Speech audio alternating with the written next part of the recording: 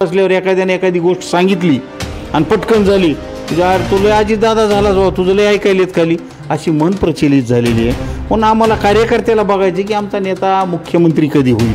ही माझं मत नाही, ही आम्हा सगळ्या ग्राम पातळीवरल्या कार्यकर्त्याचं सुद्धा मत आहे आणि ग्राम पातळीवरल्या कार्यकर्त्याच्याच विचाराला मत होय ना.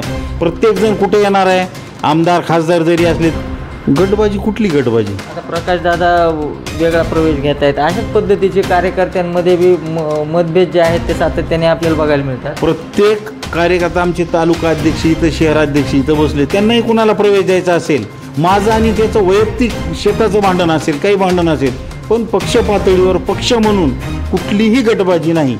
कारण ते चित्र आता कसं आहे, फार निगेटिव्ह गोष्टीला जास्त व्यासपीठ मिळते, पॉझिटिव्हला कमी मिळते. कारण लबाड गावभर फिरून ये, चप्पल खरं घाली पण लबाड गावभर फिरून येते, तसा प्रकार आहे. कुठलीही मतभेद नाहीत, पक्ष मोठा करायचा आहे. आज माणसं इथे उद्या असतील नसतील कुणी, पण पक्ष हा टिकला पाहिजे हे एक विचार आहे, विचारधारा असते पक्षाची. आणि आम्ही अजितदादा पवार यांना मुख्यमंत्री करण्यासाठी कोण पुढारी काय करते ह्याच्याकडे कार्यकर्त्याचं लक्ष नाही, पण सामान्य गाव पातळीवरला कार्यकर्त्याला वाटते किंवा माझा दादा एवढा काम करतोय, इतक्या दिवसानं मंत्री उपमुख्यमंत्री, सगळ्यात जास्त अर्थसंकल्प मांडण्याचा विक्रम त्यांनी केलेला आहे आणि त्यांच्या शब्दाला महाराष्ट्रामध्ये वजन आहे. आणि खेड्यात सुद्धा तुम्ही बघा संध्याकाळी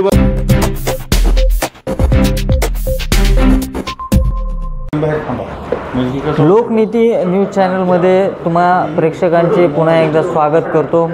महत्त्वाचा विषय घेऊन आज आलेलो आहेत.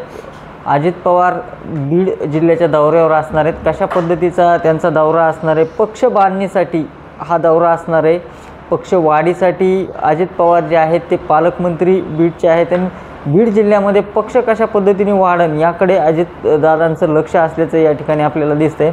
आपल्यासोबत जिल्हा अध्यक्ष राजेश्वर आबा चव्हाण असणार आहेत. त्यांच्याकडून जाणून घेऊत, वेगवेगळ्या मुद्द्यावर आपण त्यांच्याकडून प्रश्न घेऊत आणि त्याचे उत्तरं त्यांच्यामार्फत आपण जाणून घेण्याचा प्रयत्न करूत. आबा, पक्षवाढीचा संकल्प निवडणुकीच्या पार्श्वभूमीवर अजितदादांनी घेतलेला आहे. 6 तारखेपासून बीडच्या दौऱ्यावर आहे. कशा पद्धतीचे कार्यक्रम अजित पवार यांचे असणार आहे? 6 तारखेला 4:30 वाजता त्यांचं आगमन होणार आहे. 6 आणि 7 2 दिवस ते बीड जिल्ह्यामध्ये आहेत. त्याच्यामध्ये अनेक शासकीय, पालकमंत्री असल्यामुळे अनेक शासकीय कार्यक्रम आहेत. काही कार्यकर्त्यांच्या भेटीगाठी आहेत, काही जणांचे प्रवेश आहेत, पक्ष संघटनेवर चर्चा. स्थानिक स्वराज्य संस्था निवडणुका तोंडावर आहेत. अशा पद्धतीने तुम्ही जिल्हा अध्यक्ष आहेत, कशा पद्धतीने मोर्चे बांधणी जे आहेत ते तुम्ही जिल्ह्यामध्ये करतायत आणि कशा पद्धतीच्या अपेक्षा या निवडणुकीच्या माध्यमातून तुम्ही ठेवले? कसं आहे, राष्ट्रवादी काँग्रेस पक्ष हा मुळातच कार्यकर्त्यांचा पक्ष आहे आणि कार्यकर्ता हा इतका समजूतदार आहे की नेहमी तो लोकांच्या टचमध्ये असलेला आमच्या राष्ट्रवादी काँग्रेसचा कार्यकर्ता आहे. सामान्य माणसाचे प्रश्न आहेत, शेतकऱ्याचे प्रश्न आहेत, शेतमजुराचे प्रश्न आहेत, दलितांचे आहेत, वेगवेगळ्या प्रश्न हातात घेऊन लढणारे आमचे कार्यकर्ते असल्यामुळं कुठल्याही क्षणी निवडणुका लागल्या तरी आमचा जवानासारखा कार्यकर्ता निवडणुकीला तयारच आहे. कारण आम्ही समाजकारण अगोदर करतो आणि मग राजकारण करतो. समाजकारणाची जोड असल्यामुळं आम्हाला राजकारण करणं सोपं जातं. काय उद्देश ठेवले या निवडणुकीमध्ये? नगरपालिका असते, जिल्हा परिषद असते, कशा पद्धतीने कार्यकर्त्यांच्या निवडणुकीमध्ये पक्ष पुढाकार घेणार आहे, त्यांचं संधी त्यांना अधिक मिळणे यासाठी कशा पद्धतीने प्रयत्न करा? आता कुस्तीचा फड आहे, निवडणुकीचा फड आहे. काय आमच्या भावना असणार आहेत? 100% जिल्हा परिषद आणि सगळ्या नगरपालिका ह्या राष्ट्रवादी काँग्रेसच्या विचाराच्या निवडून कशा येतील हेच आम्ही फोकस करणार ना. आता 7 तारखेला अजितदादांच्या उपस्थितीमध्ये एक पक्षप्रवेश होतो आहे. त्या पक्षप्रवेशामध्ये आपल्याला 2 गट या ठिकाणी बघायला मिळतात. कारण की प्रकाशदादा सोळुंके यांनी त्या ठिकाणी प्रवेशाचा कार्यक्रम आयोजित केला आहे. धनंजय मुंडे यांना निमंत्रणही नसल्याचं माहिती सध्या आत्तापर्यंत आमच्यापर्यंत आहे. काय या सगळ्या संदर्भात सांगाल? याच्यात कुठल्याही राजकारणाचा भाग नाही. आदरणीय प्रकाशदादा हे पक्षाचे ज्येष्ठ आमदार आहेत, ते 5 टर्म निवडून आलेले आहेत. आदरणीय मुंडेसाहेबही मंत्री राहिलेले 2 वेळेस, आत्ताही आमदार आहेत आणि पक्षाच्या व्यासपीठावर कुठलीही गटबाजी असण्याचं काहीच कारण नाही. आता दादांनी निर्णय घेतला पक्ष त्यांना घ्यायचा, सगळेजण स्वागतच करणार ना. पण कुणीतरी मध्येच अशा बातम्या विपर्यास करणाऱ्या पेरतंय त्याच्यात काही तथ्य नसतं. मी जिल्हाध्यक्ष म्हणून जितकं माझी माहिती आहे की पक्षामध्ये वैचारिक मतभेद असतील पण वैयक्तिक कुणाचेही मतभेद नाहीत. काहीच कारण नाही ना. प्रत्येकाचे मतदारसंघ वेगळे आहेत. जे ते आपल्या आपल्या परीनं दादांच्या नेतृत्वाखाली चांगलं काम करत आहेत आणि सगळ्या ज्यांचे पक्षप्रवेश असतील आदेश दादा देतील त्यांचा जिल्हाध्यक्ष म्हणून मी स्वागत करणार. मुंडेसाहेब स्वागत करणार. अमरसिंह पंडित साहेब स्वागत. सगळे आम्ही स्वागतच करणार ना. कारण पक्ष बळकट होत असल्यावर कोण नको म्हणणार आहे. तुम्हाला माहिती आहे का या पक्षप्रवेशाची? आम्हाला पक्षप्रवेशाची त्यांनी भेट घेतली. आता जेही कोणी पक्षप्रवेशाला जाईल एक ते जिल्हा बँकेचे चेअरमन राहिले ते दादाकडं प्रकाशदादासोबत गेले. त्यांनी माहिती घेतली. दादांशी चर्चा झाली आणि त्यांचा पक्षप्रवेश ठरल्याच्यानंतर निश्चितच जिल्हाध्यक्ष म्हणून मला दादाच्या ऑफिसून तसा निरोप आला की यांचा पक्षप्रवेश आहे. दादांनी एकदा बॉस इज ऑलवेज राईट. दादांनी प्रवेश दिल्यावर मी स्वागत करणारच ना. बरं, मागच्या आठवड्यामध्ये चर्चा बीड जिल्ह्यामध्ये वेगळ्या पद्धतीची होती. कुठं ना कुठं बीड जिल्हा ओबीसीसाठी राखीव आहे असं तुमच्याच पक्षाचे आमदार प्रकाशदादा सोळंके हे म्हणलेत. कसं बघता या विधानाकडे? नाही, ते त्यांचं वैयक्तिक मत आहे. पण पक्षाचा अध्यक्ष म्हणून आदरणीय अजितदादा आम्ही यशवंतराव चव्हाणांचा वारसा घेऊन राजकारण करणारे शिवशाहू फुले आंबेडकरांची विचारधारा आहे.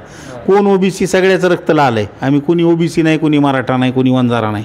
आम्ही सगळे कार्यकर्ते म्हणून अजितदादांच्या विचारावर विश्वास ठेवून राष्ट्रवादी काँग्रेसमध्ये आलेलो आहोत. आणि मंत्री कुणाला करायचं का नाही करायचं हा आदरणीय दादांचा प्रश्न आहे आणि तो प्रश्न त्यांचा असल्यामुळं आम्ही आमचे कोणी आमदार यांनी काही जरी स्टेटमेंट केलं असेल तरी आम्ही कार्यकर्ता म्हणून फक्त झेंडा घड्याळ आणि नेतृत्व बघतोच. बरं, सातत्याने राज्यामध्ये असन जिल्ह्यामध्ये असन धनंजय मुंडे यांच्यावर टीका होताना दिसते. कुठेही त्यांचं प्रत्यक्षात अप्रत्यक्षात नाव ह्या केसमध्ये नसताना देखील त्यांच्यावर सातत्याने टीका होते आणि त्यांच्या बाजूने उत्तर देणाऱ्यांची संख्या फार कमी आहे. म्हणजे ते प्रश्न करतायत लोक मात्र त्याचे उत्तर मिळत नाही. हे का असं होतं? प्रत्येक माणसाच्या राजकारणात असेल समाजकारणात असेल एखादा माणूस टॉपला जातो काही बॅड पॅच येत असतो.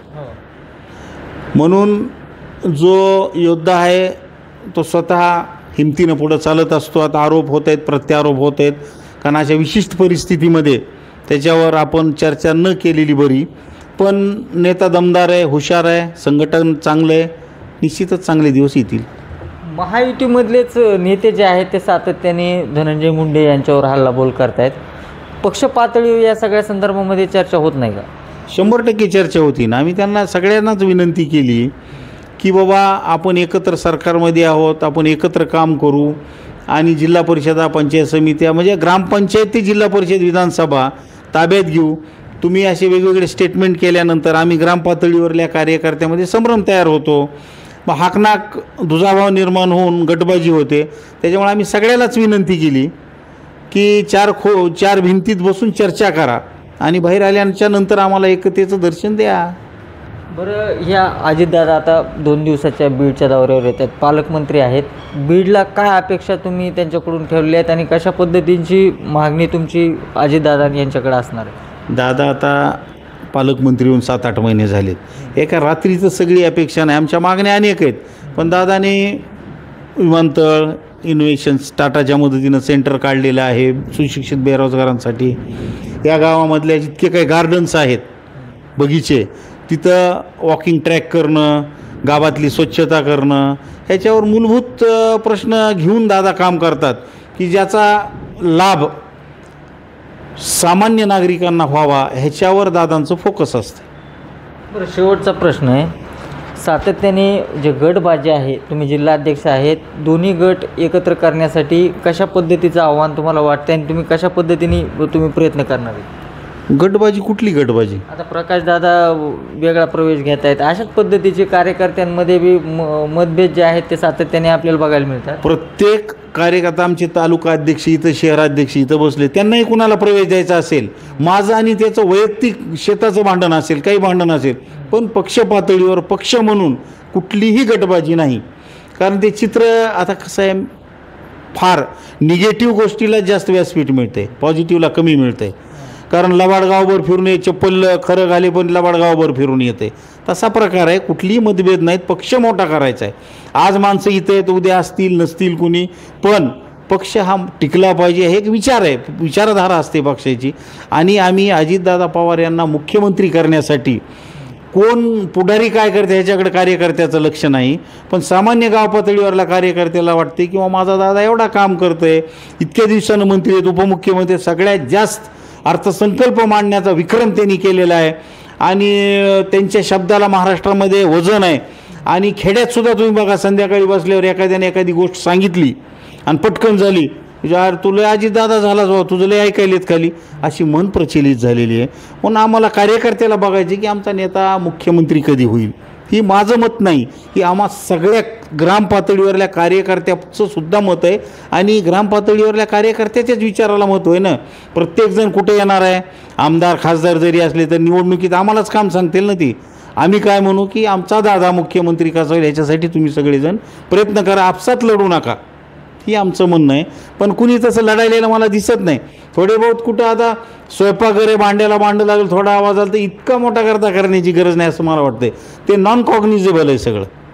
होऊ शकतो. राष्ट्रवादी काँग्रेस पार्टी ही अजित पवार यांना मुख्यमंत्री करण्यासाठी प्रयत्नशील आहे आणि त्या गोष्टीसाठी आम्ही तत्परतेने सामाजिक क्षेत्र असेल, राजकीय क्षेत्र असेल, याच्यामध्ये काम करीत असल्याचं दिलखुलास पद्धतीचं मत जे आहे ते जिल्हाध्यक्ष राजेश्वर आबा चव्हाण यांनी लोकनीती न्यूजकडे व्यक्त केली आहे.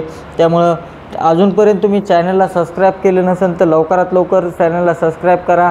आणि राजेश्वर आबाचं जे म्हणणं आहे या सगळ्या संदर्भामध्ये आपलं मत काय आहे कमेंटच्या माध्यमातून आम्हाला कळवा. व्हिडिओला जास्तीत जास्त लाईक करा, शेअर करा आणि कमेंट करायला देखील आता विसरू नका. चला भेटूया पुढच्या व्हिडिओमध्ये.